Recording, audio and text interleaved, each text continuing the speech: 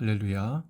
주님의 날개 그늘 아래 이번 한 주간 우리를 덮어주시고 주님의 독수리 날개로 업어서 날아주시는 복된 한 주간 되시기를 바랍니다. 오늘 말씀은 사무엘상 22장 3절에서 5절입니다.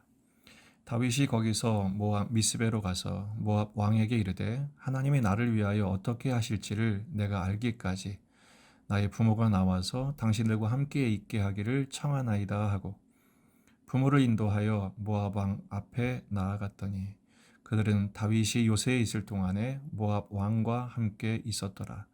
선지자 갓이 다윗에게 이르되 너는 이 요새에 있지 말고 떠나 유다 땅으로 들어가라. 다윗이 떠나 헤렛 수풀에 이르니라. 아멘. 본문에 계시된 주님은 어떤 분이신가? 말씀을 구하는 자에게 말씀을 허락하십니다. 다윗은 모압 왕을 갑자기 찾아갑니다. 그리고 그에게 부모를 보호해 줄 것을 요청합니다. 다윗이 모압을 선택한 이유는 다윗의 증조 할머니가 바로 룻이죠. 모압 여인이었기 때문입니다. 또 정치적으로는 사울 왕과 적대적인 관계에 있기 때문에 그런 것도 고려했을 것입니다. 뿐만 아니라 이스라엘로 복귀하기에 가장 가까운 거리에 있던 것도 한 이유가 될 것입니다. 모압 왕이 허락을 하죠. 그때부터 다윗의 부모는 다윗이 요새에 있을 동안에 모압 왕의 보호 아래 있게 됩니다. 무엇보다도 다윗이 그 기한을 정한 부분에 오늘 말씀에 초점을 두어야 합니다. 기한을 어디까지 둡니까? 하나님이 나를 위하여 어떻게 하실지를 내가 알기까지 이렇게 되어 있죠. 하나님의 뜻을 구하기 시작했다는 것입니다. 하나님의 말씀을 다윗이 구하기 시작한 것이죠. 가장 큰 변화죠. 그전에는 도망하기 바빴고 살아남기 바빴는데 이제 그 계속되는 위기 속에서 다윗 마음속에 하나님을 향한 믿음이, 신앙이 다시 회복되기 시작한 것입니다. 그러자 하나님께서 선지자 갓을 보내서 말씀하십니다. 이 요새에 있지 말고 유다 땅으로 가라. 이렇게 말씀하십니다. 여전히 지금 본국은 사울의 살기로 인해서 위험한 곳입니다. 더군다나 수풀로 들어가라는 것은 헤렛 수풀로 갔거든요. 지금 현재 어디입니까? 요새에 있잖아요. 요새가 훨씬 안전하죠. 주님이 안전지대를 떠나 위험한 곳이지만 들어가라고 명령하십니다. 다윗은 그대로 순종합니다. 모압을 떠나 그 헤렛 수풀로, 요새를 떠나 헤렛 수풀로 들어가죠. 제 발로 걸어서 사지로 들어간 형국입니다. 왜 그렇습니까? 하나님의 말씀에 순종하기 위해서입니다.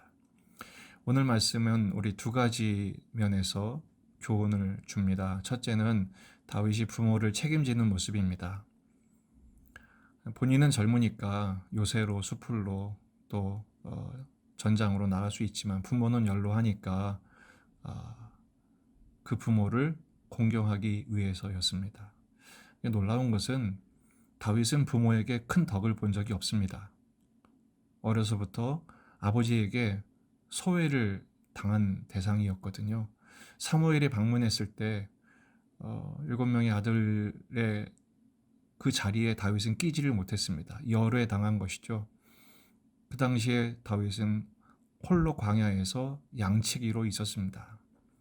그러니까 아버지의 사랑을 제대로 받은 적이 없습니다. 다윗의 고백에서 그것이 묻어납니다. 시편 27편 10절을 보면 내 부모는 나를 버렸으나 여호와는 나를 영접하시리이다. 그런데도 다윗은 부모를 책임집니다. 부모를 보호하려고 합니다. 왜 그랬을까요? 주님의 계명에 순종하기 위해서입니다.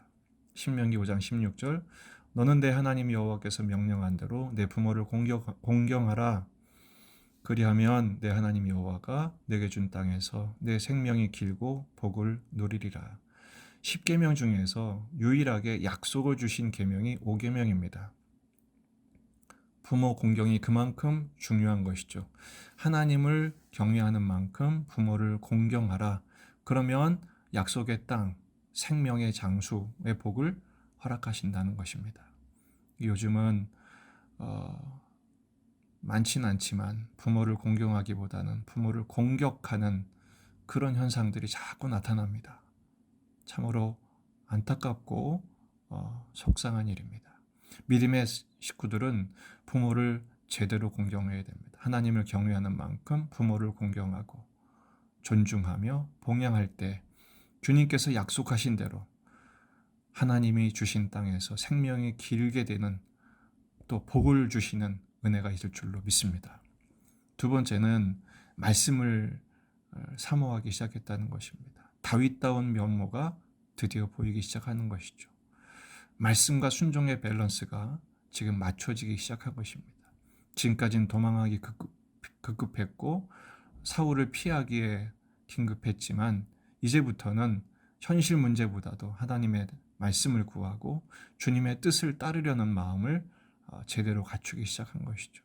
실패와 낭패와 수치스러운 과정 속에서조차 하나님께서 하나님의 선하심을 맛보게 하심을 깨달은 순간부터 다윗은 변화되기 시작한 것입니다. 시편 119편 50절, 이 말씀은 나의 고난 중의 위로라. 주의 말씀이 나를 살리셨기 때문이니이다. 말씀만이 살 길이요, 말씀만이 위로요, 말씀만이 소망인 것을 다윗이 깨닫기 시작한 것입니다.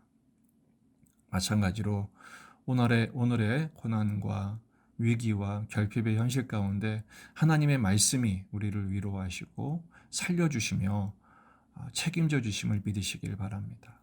이런 하나님을 향한 주권 신앙이 싹트기 시작한 다윗, 결코 다윗이 훌륭해서가 아닙니다. 하나님이 지금 키워내시는 중입니다. 고난이라는 인큐베이터를 통해서 자경비달이었던 다윗을 지금 세워가기 시작한 것이죠. 우리 역시 우리의 인생의 모든 여정이 다윗을 세워가시는 하나님의 커리큘럼을 따라 오늘도 그렇게 세우시는 과정임을 믿으시기를 바랍니다. 오늘 말씀의 초점은 두 가지입니다. 부모를 돌아보는 하루가 되시기 바랍니다. 우리 부모뿐 아니라 이웃의 부모도 생각해 볼 수 있는 여유. 두 번째, 말씀을 기대하십시다. 오늘을 감당하고 시대를 우리가 생각하며 내 인생을 통해 이루기를 원하신 하나님의 뜻을 말씀을 통해 기대하고 소망하고 또 순종해 나가는 과정을 통해서 하나님의 크신 은혜를 체험하는, 은혜를 구하고 은혜를 누리는 축복의 날이 되시기를 주의 이름으로 축복합니다.